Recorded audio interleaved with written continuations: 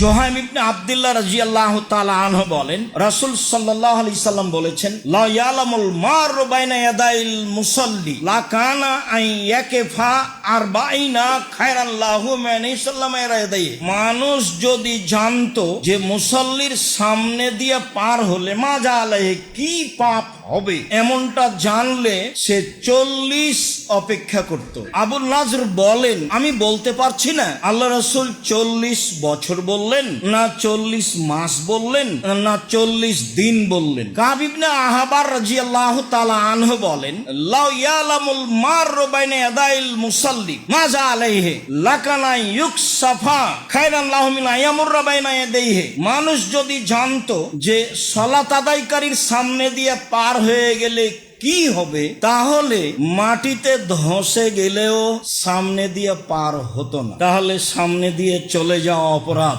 হজ করতে গেলে বোঝা যায় যে সামনে দিয়ে যাওয়া কোনো অপরাধ নয়, সবাই তো যাচ্ছে। অনেক সময় মানুষ সিজদায় আছে, তার উপর দিয়ে চলে যাওয়া অপরাধ। তো দুই একদিন যখন দেখলো যে সবাই যাচ্ছে, তখন এও মনে করছে যাওয়া যায়।